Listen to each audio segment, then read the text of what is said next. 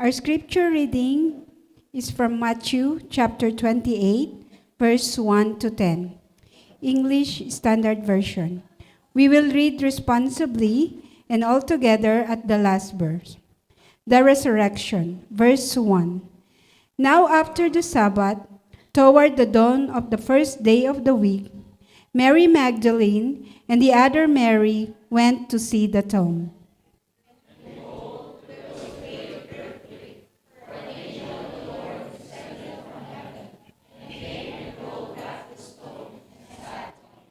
His appearance was like lightning, and his clothing white as snow.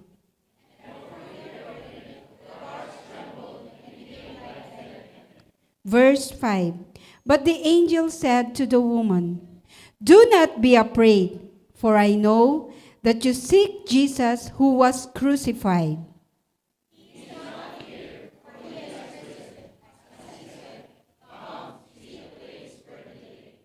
Then go quickly and tell his disciples that he has risen from the dead. And behold, he is going before you to Galilee.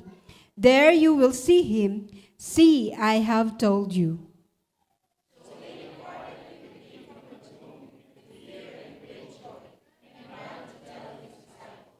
Verse 9, and behold, Jesus met them and said, "Greetings." And they came up and took hold of his feet and worshiped him. Verse 10, all together. Then Jesus said to them, "Do not be afraid. Go and tell my brothers to go to Galilee, and there they will see me." This is the word of God. You may now be seated.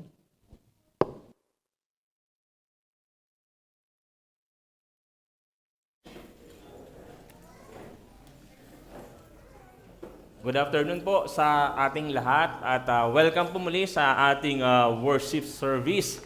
At tingnan po natin ngayon ay Holy Friday or Good Friday. Ayan, pero ngayon ang ating pag-aaralan ay yung about resurrection. Ayan, normally ayan ay ginagawa natin itong season na ito ng Easter. So imagine niyo po na pumunta kayo sa sementeryo para bisitahin yung mag-anak or loved ones nyo na kamamatay lang. Ayan. So imagine po na pumunta kayo para magdala ng flowers or siguro magkasama niya yung iba nyong relative, hindi kayo nakarating nung libing niya. And then suddenly, pagdating nyo doon ay biglang may lumabas yung tao na inyong dinadalaw. Ayan, lumabas siya doon from pwedeng doon sa kanyang sa ground, nagmula siya doon. O kaya, depende sa setting, kung sa Pilipinas, medyo sa mga nicho, ganyan. At lumabas siya doon. At bigla nila kayong kinausap. Ano po kaya ang inyong mararamdaman? So, makakaramdam ba kayo ng katuwaan or takot? Ayan, ganyan. So, ano kaya yung feeling na mararamdaman ninyo? Ayan. So, today, we remember that the Lord is risen. Ngayon nga, pag-aaralan natin yung ano ba yung importance nito. And today begins the season of Eastertide, the season of resurrection, the season of considering the importance of resurrection for us. And today, we will explore what the biblical witnesses offer to us about how we should respond to resurrection. So ano kaya yung magiging respond natin dun sa resurrection? At ang ating response dapat dun sa resurrection is with fear and great joy. Itong dalawang emotions ay very strange na combination. So na-experience nyo ba yun? Yung may fear kayo pero at the same time, merong joy. Ayan. So kailan ba nangyayari yun? Yung for example, yung ayun, mga gano'n, ikakasal, ganyan. Or nanganak, nakatatakot ka dahil sa bagong responsibility. Pero may joy kasi yung baby is a bundle of joy, ika nga, di ba? O kaya meron kang bagong work kasi natatakot ka na baka hindi mo makaya. Pero at the same time, may kasiyahan kasi meron ka ng bagong work. Di ba? Excited ka, may bagong environment. Yan. So, very strange. Pero yung combination to, hindi naman contradicting na emotions. But it's a strange mixtures. At minsan, nafe-feel natin yan. At ano yung relation nito doon sa ating response doon sa resurrection. At yun ang ating titingnan at pag-aaralan sa hapon na ito. So yung resurrection or the resurrection of Christ is one of the essential doctrines of the Christian faith. As without it, there is no hope for the eternal life of the believer. So ito isa sa mga major doctrines. And because to deny that Jesus rose from the dead in a literal body is to admit that we have a dead Savior. So pag dininay natin na hindi correct ang ating Panginoon, para nating ina-admit na meron patay yung ating Savior. At makikita natin sa 1 Corinthians chapter 15, actually doon sa buong chapter 15, basahin nyo yun, ito ay nagsasabi patungkol sa resurrection. Pero tingnan natin sa mga verses na pinili ko. So verse 12 to 14, sabi dito ay, "But if it's preached that Christ has been raised from the dead, how can some of you say that there is no resurrection of the dead? If there is no resurrection of the dead, then not even Christ has been raised. And if Christ has not been raised, our preaching is useless, and so is your faith." So kung wala pala yung resurrection ng ating Panginoong Jesus at wala yung resurrection of the dead, yung preaching ng mga preachers or tayo na nagtuturo about it ay useless ang ating mga preaching. And of course, pati yung ating pananampalataya. At sabi dun sa verse 17 to 19, "And if Christ has not been raised, your faith is futile. You are still in your sin." So parang tayo ay nasa ating pa rin mga kasalanan, ang ating pananampalataya ay futile o walang kabuluhan. Then those also have been fallen asleep in Christ are lost. If only for this life we have hope in Christ, we are of all people most to be pitied. Kawawa naman tayo kung ang ating pag-asa lamang ay itong resurrection ng ating Panginoon Jesus. Parang tayo yung pinakakawawang tao. Ayan. Praise God dahil hindi tayo yung pinakakawawang tao. Dahil sa lahat there are like maraming religions, 1,000 religions, pero iisa lang na nag-claim na resurrect ang ating Savior. Ayan, yung iba hindi nila kiniklaim yon. So ano ba yung implications ng resurrection sa ating daily lives? Una, the resurrection doesn't only speak to big theological questions. It is a truth for everyday life. Kasi ang nangyayari nga, yung resurrection, no, parang pinipreach lang natin or napapag-aralan natin sa mga classes or yun nga, during Easter, ganyan. Doon lang natin naririnig yung message about resurrection. Pero hindi pala dapat ganoon. Dapat everyday pwede nating i-preach itong resurrection. So first, the resurrection addresses illness, weakness, and death. Pangalawa, the resurrection speaks to our everyday lives. The resurrection motivates personal evangelism. So, motivate ito sa ating pag-evangelize din. Kasi bakit? Makikita din natin yan mamaya. Number 4, the resurrection proclaims Christ's victory over Satan, death, and the power of the grave. It is the greatest message of hope for all who believe in Him. Kagaya ng verses na binasa natin. It is a greatest message of hope. Of course, sa lahat ng naniniwala. Sa atin na mga naniniwala sa ating Panginoong Jesus. And lastly, the resurrection proclaims judgment. So ito warning. It is a clear warning of the fate of the unregenerate, unredeemed, and ungodly. Kaya nga dapat lagi nating i-preach ang resurrection para sa mga tao na hindi pa nakakakilala sa ating Panginoon. Kawawa naman sila. Di ba? Pag hindi nila narinig yung message ng salvation. So ano naman yung mga ethical significance ng resurrection? Una, it is our motivation for living. Sabi nga sa Colossians 3:1-4, sabi ito ay, "Since then you have been raised with Christ, set your hearts on things above, where Christ is, seated at the right hand of God." Sa verse 2, "Set your minds on things above, not on earthly things." So dapat ang mind natin laging sa things above, hindi yung mga nakikita lang natin ito, hindi yung mga material na bagay, ganyan. "For you died, and your life is now hidden with Christ in God. When Christ, who is your life, appears, then you also will appear with Him in glory." Pangalawa, we should stop yielding to sin. Ayan, dahil dapat na natin ino-offer, sabi dun sa Romans 6:11-13, hindi na natin ini-offer yung mga parts ng ating body into sin, since na tayo ay kasama na mare-resurrect ng ating Panginoon pag dumating yung time na yon.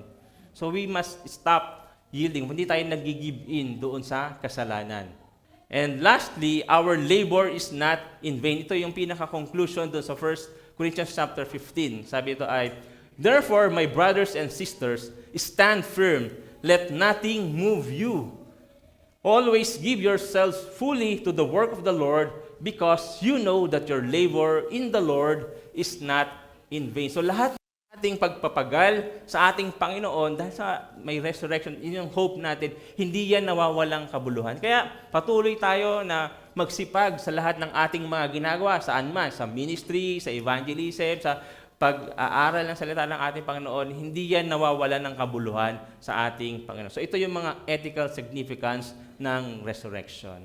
So ano naman yung mga New Testament evidences? So dito na papasok kasi dahil nga maraming hindi naniniwala doon sa resurrection, maraming mga theories about resurrection. Diba yung sabi, ninakaw lang yung katawan ng ating Panginoon. So, o kaya may hallucination, mga hallucination theory, mga ganyan. Pero, meron mga biblical evidences actually. So, ito yung makikita natin sa Matthew chapter 28 verses 1 to 10. Ito yung passage na binasa natin kanina. Pangalawa, meron din sa Mark chapter 16 verses 1 to 8. And then sa Luke chapter 24 verses 1 to 12 and sa John chapter 20 verses 1 to 8. So, yung lahat ng gospel na yan, mayroong account doon sa resurrection ng ating Panginoong Jesus. So, mayroong evidences about the resurrection of Jesus Christ. So, tanong, how long was Jesus in the grave and how many hours was it?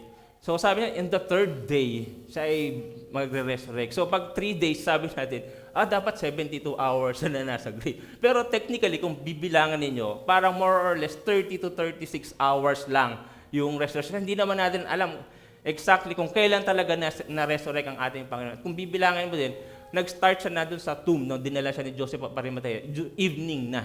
So, kung before Saturday, parang less than 6 hours na lang. And then, buong Saturday is 24 hours, which is 30 hours. And then, from Sunday na hanggang dun sa at doon na bumalik nga, pumunta dun si Mary Magdalene at the other Mary. Ilang oras na lang yon. So, parang mga more or less, more than 30 hours lang siya na doon sa tomb.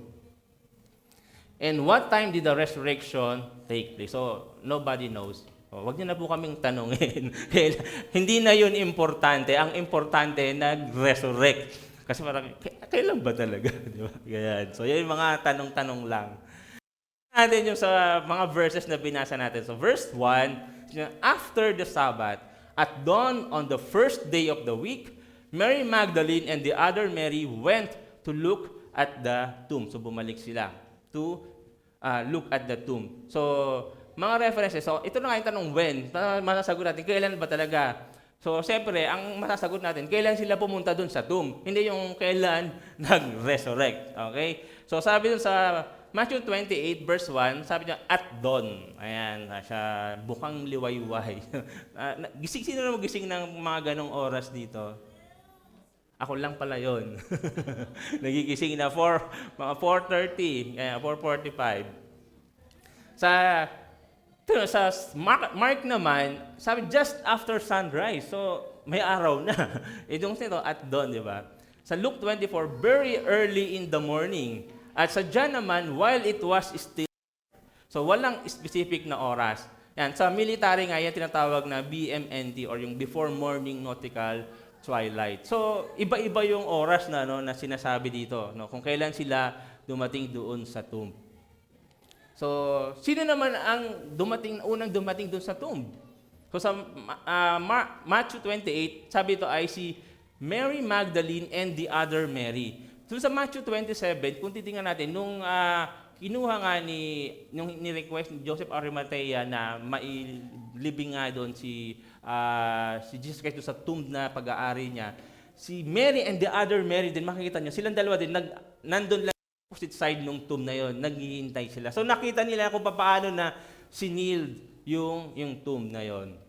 So sa Matthew, si Mary Magdalene and the other Mary. Sa Mark, si Mary Magdalene, Mary the mother of James and Salome. So nadagdagan na yung characters natin. At sa Luke naman ay si Mary Magdalene, si Joanna, Mary the mother of James and others. So madami pa. Pero pagdating sa John, si Mary Magdalene na lang. Sa Mark din, kung babasahin nyo sa bandang dulo na, kasi di ba merong kadugtong din yung Mark 16, na hindi rin, sa ibang translation, hindi naman kasama. Ang nakalagay doon, si Mary Magdalene din yung una na nagpunta doon. So, sila, pero ang pinaka, dyan, si Mary Magdalene yung, sa lahat ng gospel, yung siya yung makikita natin, na present siya sa pagpunta doon sa tomb. So, bakit ba sila pupunta doon sa tomb? Ayan, silang dalawa. Sa Mark 16:1-3, sabi nito, when Sabbath was over, Mary Magdalene, Mary the mother of James, and Salome bought spices so that they might go to anoint Jesus' body. Very early on the first day of the week, ito yung nakita natin kanina, very early on the first day of the week, just after sunrise, they were on their way to the tomb, and they asked each other, who will roll the stone away from the entrance of the tomb? So ano yung reason nila pagpunta nila doon? They bought spices so that they might go to anoint Jesus' body. Kasi noong time na yun, wala nang oras para parang i-prepare pa yung body ng ating Panginoon. Kasi pasabat na yon. Yan. So hindi na po pwede na i-prepare yung body niya. Kaya ang ano nila, pupunta sila ng maaga na doon para, yun ang sanang purpose nila. Ayan. Kaya, kasi nakita nga nila na siniled, no? Kasi sabi dun sa Matthew 27:62-66, the next day, the one after preparation day, the chief priest and the Pharisees went to Pilate. Sir, they said, we remember that while he was still alive, that deceiver said, after 3 days I will rise again. So give the order for the tomb to be made secure until the 3rd day. Otherwise, his disciples may come and steal the body and tell the people that he has been raised from the dead. This last deception will be worse than the first. So ito isa sa mga tsuri nga na parang ninakaw nga yung katawan ng ating Panginoon, kaya empty na yung tomb. So sa verse 65, sabi doon, take a guard, Pilate answered. Go, make the tomb as secure as you know how. So they went and made the tomb secure by putting a seal on the stone and posting the guard. So, parang ganyan katindi. Kaya yung nakita nga nila ni Mary Magdalene at other Mary, paano naman natin nga papasukin yung tomb? Ganyan ano lang po yan, parang yung picture na doon sa Passion of the Christ, ganyan po na, at ganun ang kapal, no? At hindi lang kay Joseph of Arimathea, parang nilagyan nila lang stone. Pero yung mga guards, sinil pa talaga nila. Para talagang sure na, na walang makakapagano. At kung matanggal yung sinil, sabihin, ninakaw talaga yung body. Parang ganun yung tsuri nila. Pero nasagot yung tanong ni Mary and the other Mary, the two Marys, no? Paano nga tayo makakapasok? Who will roll the stone? Sabi niya, and behold, there was a great earthquake. Yan, for an angel of the Lord descended from heaven and came and rolled back the stone and sat on it. So talagang nagkaroon ng earthquake at yung angel of the Lord, hindi naman yung earthquake ang nag-cause para ma-open yung tomb, no? Parang gano'n, no? Kundi yung angel, siya yung nag-roll dun sa stone. And of course, we must remember na hindi naman binuksan yung tomb na yon to let Jesus out, but to let the witnesses in. So hindi para palabasin si Jesus Christ, no? Kasi nangyari yon, nag-resurrect na ang ating Panginoong Jesus. Okay? Sabi to, the earth shook both at Christ's passion and at His resurrection. Then, to show that it could not bear His suffering. Now, to show that it could not hinder His rising. So, ang ganda, di ba? No? During that time, yung passion at yung resurrection, parehong nagkaroon ng earthquake. So, sa verse 3, sabi doon, His appearance was like, ito yung angel, was like lightning and His clothing white as snow. Ito yung nakita nila. Kaya talaga parang magugulat, yung matatakot yung si Mary, yung dalawang Marys na yun. No? Kagaya nung kanina, nung nasa sementeryo kayo, may nagpakitang beings doon. Tanong ito, whom do they see? Ito na naman sa mga tanong-tanong no, sa apat na, yung comparison dun sa apat na gospel. Sa Matthew 28 nga, an angel sitting on the stone in clothing white as snow. So, nakita yun, no, yung parang joke ni Matthew, no? So, yung angel, after niya, umupo yung angel para magpahinga dun sa stone, no? Parang, oo nga, no? Ayan, so yung nakita nila doon, no? Siyempre, napagod siya. Umupo siya doon, no? Sa Mark naman, young man in white robe sitting on the right. Ayan, doon naman sa Luke, two men in clothes that gleamed like lightning. At doon sa John, wala namang sinabi, walang binanggit na nakita. Ayan, so iba-iba yung nakita nila. Ngayon, sabi daw, skeptics will find a contradiction here between Matthew's account and the other Gospels. So, man or angels, isa o dalawa. So, pag ganun, halimbawa, may mga ganun na lumapit sa inyo, paano naman kayo magre-respond? Takot na. Hindi na, ayoko na. Kaya nga ayoko nang isinishare yung direction kasi hindi ko alam eh. Parang gano'n. Parang yan. Sabi dito ay, the first three Gospels, yung Matthew, Mark, Luke, yan, have many verbal similarities. Ito sa mga, sino po nag-aral ng TEE? Taas ang kamay. Ayan, so very familiar na kayo dito, no? Ayan, so bakit ganyan? So, while the fourth gospel seems quite different, because they have so much common material, the first three gospels are termed as the synoptic gospel. So, yung Matthew, Mark, Luke, ang tawag sa kanila ay synoptic gospels.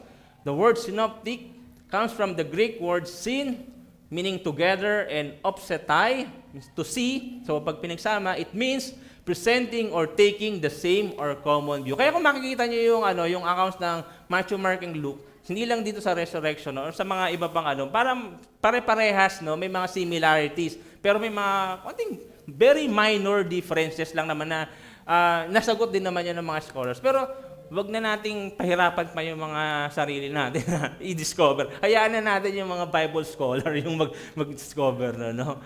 Ayan. Pero meron namang points of agreement. Kasi, di ba, nakita natin yung mga parang minor differences lang naman. Una, Jesus was dead and buried. Yun, lahat yan ng gospel yun ay sinasabi yun. And then the disciples were not prepared for Jesus' death. They were overcome with confusion. Hindi naman talaga sa handa yung mga disciples, no? And then the tomb was found on Easter morning to be empty. Lahat sila nagsasabi na empty na yung tomb. But this in itself didn't inspire faith. Mary thought the body was stolen. Nakala ni Mary na nanakaw yung katawan nga ni Jesus Christ. Then the disciples encountered several experiences which they took to be appearances of Jesus risen from the dead. So maraming appearances na pinakita din doon sa sa apat na gospels na 'yon. And then the disciples proclaimed the resurrection of Jesus in Jerusalem near where he had been buried. Pero ito yung mga major points of agreement na at least meron at yun ang pinakamahalaga na namatay ang ating Panginoon Jesus at muli siyang nabuhay after 3 days. So sa verse 4, ito, tuloy natin, and for fear of him, the guards trembled and became like dead men. Bakit? Sa palagay nyo, matutuwa ba yung mga guards? Kasi yung mga guards na yun, hindi naman sila yung dalawang guard lang, no? Kasi parang, sabi nga, may rotation yan every 4 hours yung nagbabantay doon sa tomb na yun. Siyempre, para ganyan, no? At yung sakto doon, sila yung kawawan. Parang, naku, lagot kami. Napakasimple nung trabaho, bantayan yung patay na hindi makalabas doon sa tomb. Di ba? Pero mare-report doon sa chief priest, wala na yung bangka, wala na yung Paano nila sasabihin na namatay kayo doon sa 11 to 15, gumawa nga sila ng na bayaran niyo yung mga ganyan para itong sabihin niyo. Ganyan, naninakaw ng mga disciples niya, yung kanyang katawan. Sabi ni Tom Long, these soldiers had what must surely be the unluckiest assignment in military history, making sure Jesus stayed in the grave. Para yung mga lifeguards sa Olympics ng swimming pool, no? Ng swimming competition. Parang sino kayang malulunod dito sa mga swimmer na to, no? Parang yun yung pinaka boring na trabaho na gagawin nila, di ba? So ganoon. And then sa verses 5 to 7, sabi dito ay, but the angel said to the women, do not be afraid. Ayan. Sa lahat ng mga appearances dun sa angel, ng mga angels, sa any account, even dun kay, nung bago pa lang i-announce yung, bubuntis si Mary, laging may mga do not be afraid, no? Laging ganyan yung greetings ng angel. Huwag kang matakot. Panisip ko, nakakatakot kaya yung itsura ng mga angel. Kasi parang huwag kang matakot, no? Pero siguro, yun ang natural reaction ng mga tao pagka yung nakakita ng mga kakaiba nila lang, no? Huwag kang matakot. Yan. Sabi niya, "For I know that you seek Jesus who was crucified. Niya, He is not here, for He has risen." Jesus is alive. Amen. So, di ba, yun ang sinabi ng angel. Wala na siya dito. He has risen. Natutuwa ba kayo doon? Amen. Parang hindi ah. Masaya tayo. Jesus is alive. Hindi siya patay, nanatiling patay. As He said. Kasi yun naman ang sinasabi talaga ng ating Panginoon. Yun ang pinapromise niya sa kanyang mga followers, sa kanyang mga disciples.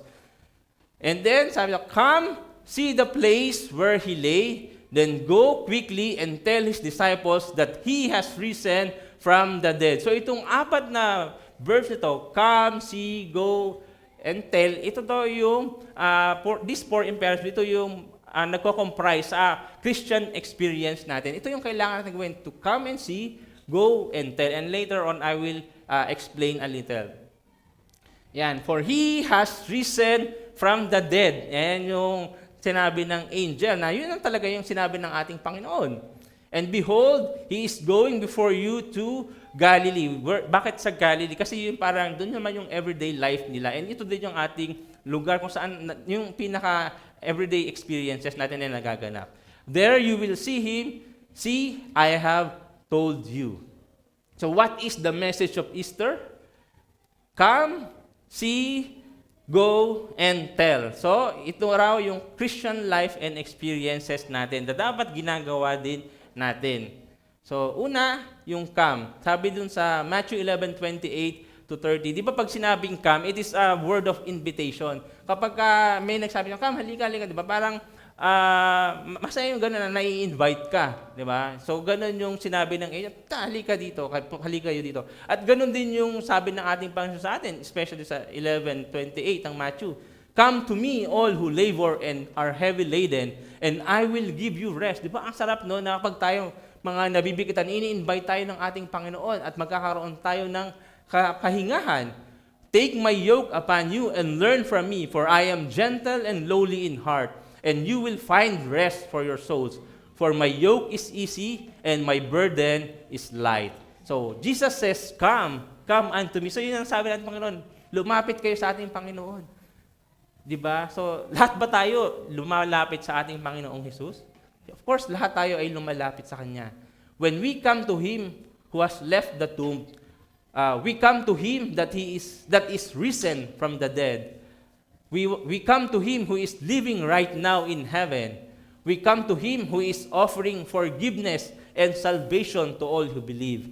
And we come to Him who offers peace and power to all who have believed in Him. So, let us come to Jesus. Huwag tayong mahiya. Huwag tayong matakot. Yan, sa ating Panginoon. Lapit lamang tayo sa Kanya. Come and participate in Jesus' costly life. Next word is yung see. Sabi to, "Come and see the place where He lay." Sabi nung angel, no? Halika kayo, tingnan ninyo yung place, yung lugar kung saan siya ay inilibing. Wala na, di ba? Parang, kasi ano tayo to see is to believe. Di ba? Para maniwala kayo, tingnan mo. Di ba? Itong see na to ay yung Greek word niya, yung horao. It typically refers to grasping the meaning of something through God's revelation. To see naturally extends to seeing with the mind. To perceive or spiritually understand. Talagang makita natin, ma-experience natin personally. Ganun tayo, di ba? Parang hindi naman tayo parang pag kinuwento lang, parang okay, naniniwala ka.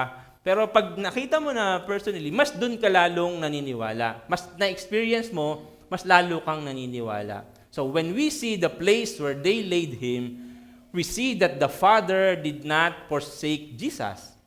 We see that death is conquered. Di ba? Parang victorious tayo. Victorious na. Si Jesus ay victorious over death. We see that we have a living friend in Jesus. So see and experience faith personally. So let's experience it personally. Hindi yung, sarap palang maging Christian, no, maging born again. Kasi sabi niya Kasi kinukwento, talagang nabibless ako sa buhay niya. Kasi talagang na-experience niya. Pero ikaw, hindi mo naman, parang paano mo masasabi din, no? Parang ano, 'di ba? Parang ikaw may natikman ka na ano no, na masarap na pagkain, no. Pag kinuwento mo lang, 'di ba? Malalasahan din ba ngayon yung experience, yung pagkain na yun sa kwento mo lang. 'Di ba? Kailangan talaga ma-experience mo din 'yon. And then next word is yung go. Sabi niya, we are to go and learn more about Him. We are to go to Him in prayer. Lapit tayo sa Kanya para manalangin. We are to go with Jesus, allowing Him to live through us.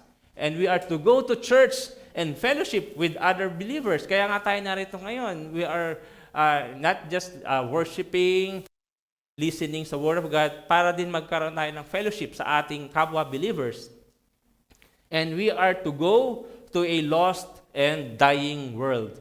So go and be sent out into the world. Sabi sa Romans 10:14-15, basahin natin nga ito, church, ng sabay-sabay. How then can they call on the one they have not believed in? And how can they believe in the one of whom they have not heard? And how can they hear without someone preaching to them? And how can anyone preach unless they are sent? As it is written, how beautiful are the feet of those who bring good news. Tingnan nyo nga yung paa nyo. Maganda ba? Siguro hindi pa kasi hindi kayo nagpi-preach ng gospel or ng good news. Joke lang. So, we are to go and bring yung salvation, yung message of salvation, yung good news. Yan. Go and make disciples to all nations. Ito yung Great Commission. Ito yung iniwan din ng ating Panginoon sa kanyang mga disipulo sa Matthew 28:19-20. And lastly, yung tell, yung fourth word na makita. Sabi to, Christianity is one beggar telling another beggar where to find bread. Ganun, di ba? Parang yung experience mo. Di ba? Parang dapat i-share mo din. Kung talagang na-experience mo yon. Sabi sa Acts 1:8, but you will receive power when the Holy Spirit comes on you, and you will be my witnesses in Jerusalem and in all Judea and Samaria and to the ends of the earth. Ang problema kasi minsan, hindi ako makapag-share kasi natatakot nga ako eh. Parang nahihiya or hindi ko alam sasabihin ko. Pero sabi nga, but you will receive power when the Holy Spirit comes on you. At doon we will become witnesses doon sa Jerusalem, doon sa ating inner circle, and then sa ating neighbors, and then to the ends of the earth. Wag na muna nating pangarapin yung makapunta tayo sa world or kung ano mang yung world mo muna, which is yung talagang nakakasalumuha mo yung circle of influence mo. Doon ka pumunta. At wag kang matakot kasi meron namang power. Parang kasi ang problema yung paano ko kaya magsasalita? Nahihiya ako. Pero pag meron kang Kristo, bibigyan ka ng Holy Spirit ng power para maging witness ka. Pero kahit hindi naman yung salita, yung buhay mo lang, yun na yung pwede mong i-share. Di ba? At ano ba yung message? Kasi hindi mo alam kung ano yung message na sasabihin mo. Ito yung gospel. So 1 Corinthians 15:3-5. For what I received, I passed on to you as of first importance, that Christ died for our sins according to the Scriptures, that He was buried, that He was raised on the third day according to the Scriptures, and that He appeared to Cephas, and then to the 12. Ito yung gospel na tinuturo ni Paul sa lahat ng pinupuntahan niya. At ito rin ang pwede nating simpleng gospel na maituturo din sa ating kung sino man ang gusto nating sharean. And praise God din sa darating na Eid, i-announce ko mamaya din na meron tayong church-wide activity na pwede nating matutunan paano ba ulit tayo ma-refresh, paano tayo mag-share ng gospel. So, yan, hopefully lahat tayo maka-attend doon sa event na yon. Mamaya, explain natin yan sa announcement.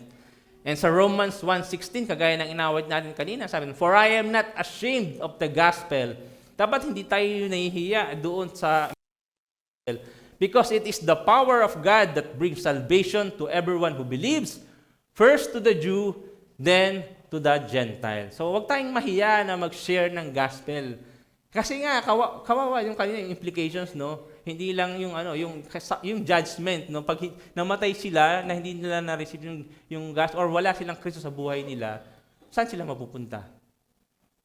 So, tell others what great things the Lord has done for us. So, what is the message of Easter? Come and see, go and tell, come and participate in Jesus' costly life, see and experience faith personally, and then go and be sent out into the world, and then tell others what great things the Lord has done for us. Ito yung message ng resurrection. Ito yung message ng Easter.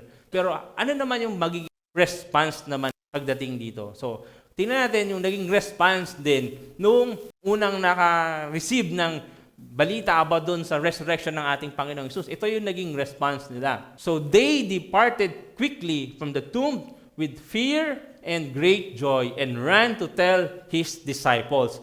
So, di ba, naisabi na ng angels, oh, come and see. Go and tell. Kaya yun, ang kanilang naging response. So, ano yung response na makita na dito? Una, quickly. So, dapat meron tayong sense of urgency na i-share yung gospel. Di ba? Kailangan ganun. Pag meron tayong balita na maganda, no? Parang gusto natin i-share agad, di ba? Sa kung sino man gusto natin pag-share, no? So, we must adapt a new urgency in life. We must move quickly. Kaya wag masyadong haya-hayahay, no? Dapat maglaano din, no? Wag lang pabanjing-banjing. Ayan, especially doon sa pag-share ng gospel. So, something amazing has happened. Whatever we do next, we must have urgency. Whatever we do from here on out, we must have an urgency. Everything has changed. Resurrection happened. Resurrection is possible. So, paglabas natin mamaya, dapat meron tayong sense of urgency na i-share yung gospel, i-share yung resurrection story sa kung kanino man na pwede nating i-sharean. Ayan, hindi yung, hintay ko na lang ulit sa next Holy Week. Year na lang ulit ako mag-share. Di ba? Parang gano'n ang magiging mangyari doon. So, ano yung pangalawang response? Fear. Ayan, so ito yung pangalawang response nila, no? Fear. Sabi kasi dito, kaya sila parang nagkaroon ng fear, no? Itong mga ladies na ito. Both Jewish and Roman law normally regarded a woman's testimony as of limited value, treating women as unstable. It is to the women, however, that God's agents first entrust the testimony of Jesus' resurrection. Kaya, parang na valid yung na medyo may takot sila kasi parang hindi yung testimony nila parang hindi pinaniniwalaan. Sabi nga sa Luke 24:10, Mary Magdalene, Joanna, Mary, the mother of James, and the other women with them were telling the apostles these things. But these words, ina-explain nila na yung nakita nila sa tomb. Pero these words seemed like nonsense to them. Yan, and they did not believe the women. So, kita mo, hindi naniwala yung mga disciples dun sa mga marriage na yun. Di ba? Kaya magkaroon ng fear. Kaya siguro sa atin, natural din na, minsan natatakot tayo kasi baka hindi sila maniwala. Baka hindi mo alam kung anong sasabihin mo. Pero, okay lang yun na magkaroon fear. Ang tandaan natin, bibigyan naman tayo ng power ng ating Panginoon para mag-share din ng gospel. And, yun nga, kaya dito sa mga women, praise God nga, ginamit itong mga babae na ito, no? Kasi mas madaling kumalat yung chismis, di ba? Kaya sa babae. Sorry, ladies. Di bali, good Samaritans naman sila. Mga ganyan. So, kaya sa kanila, pag kay Peter at kay John siguro, di ba, sila yung unang pumunta doon, hindi nila sasabihin sa mga disciples. Kaya buti na lang kay Mary Magdalene and the other Mary. Sinabi ng angel. So, yung third response natin ay yung may joy. Ayan. So, we must carry the great joy of resurrection. So, yung fear nila, napalitan din ng joy. Meron ding joy. Great joy pa nga Ayan. We must carry the great joy of resurrection with us everywhere we go. We must share with everyone we encounter the great joy of resurrection, which they will most surely find a refreshing change to what they receive from most everything and everyone else in the world. So, by the great joy of resurrection, we share. People will long to know God. Baka kasi pag nag-share tayo nga ng gas, parang tinatakot natin sila. Kaya hindi sila naniniwala. Instead na maniwala sila. Parang ayoko na nga lang, ganun pala. Parang ganyan. So, dapat may joy din yung pag-share natin. No? Kasi talagang Yung ano natin, no, yung natanggap natin na salvation, di ba parang hindi mo naman dapat tinatago yun? Parang kailangan sinishare mo talaga yan, no? Hindi kayong nahihiya, ganyan. At talagang may joy yung ating pag-share sa kanila. And the last response should be yung tell. We must share yung gospel. Sabi daw, the most natural response to resurrection is to tell somebody about it. Sino na nakakapag-share actually? Na-try niyo bang i-share yung resurrection? Pagka nag-share kayo ng evangelism, si Father Manny, no? Pero normally, hindi naman yan sinishare natin, no? Yung gospel. Di ba? Parang natin, Romans 3:23, Romans 6:23, parang ganun yung ating sinishare, no? So every amazing thing that has happened to us in life, we long to share it with someone. The amazing experience just doesn't feel complete until we share it. Totoo, di ba? Yung mga nangyari sa inyo sa buong hapon, di ba talagang gustong-gusto nyo share? Si Bill, talagang lahat ng nangyayari sa maghapon, share niya yung mga amazing things, which is okay, di ba? It's nagkakaroon ng open communication, mas naging close kami. Yun. So, importante. At di ba gano'n din kayo, pag mayroong mga events sa buhay nyo na nangyayari, parang extraordinary or talagang great things or amazing things, hindi nyo i-share yun. Parang mapipigilan nyo ba yung nyo, no? Unless talagang ayaw mo mag-share or talagang yan yung nature mo. Okay? So, ano yung response? There should be an urgency, may fear, joy, and mag-share tayo about the resurrection. Hindi lang tuwing Easter, hindi lang tuwing Holy Week, kundi every day, kung as much as possible, or kung may opportunity din lang naman. So, verse 9, and behold, Jesus met them and said, greetings. And they came up and took hold of his feet and worship. So ano rin namang naging response ng dalawang si Mary? They came up and took hold of his feet and they worshiped Jesus. So masasabi dito na Jesus received the worship of these ladies. If Jesus were not God, it would have been terribly sinful for him to receive this worship. But being God, it was good and appropriate for him to receive it. So, it's appropriate lang na i-receive ni Jesus Christ yung pag-worship ng dalawang Mary na iyon. So, yun din ang naging response ng dalawang lady na yun, nung nakita nila yung si Jesus Christ. They worship him. And sa verse 10, then Jesus said to them, yun din sabi, kagaya ng sinabi ng angel, do not be afraid. Go and tell my brothers to go to Galilee, and there they will see me. At ito yung first time na binanggit ng ating Panginoong word na brothers or brethren doon sa mga disciples niya. Sabi niya, this is the first time our Lord called his disciples by this endearing name. They, no doubt, thought that their Lord would reproach them with their past cowardice and infidelity, but in speaking thus, he gives them a full assurance in the most tender terms that all that was past was buried forever. Praise God na nawala yung fears na yon or yung mga doubts na yon dahil tinawag na yung mga followers niya na as brothers or brethren sa ibang terms.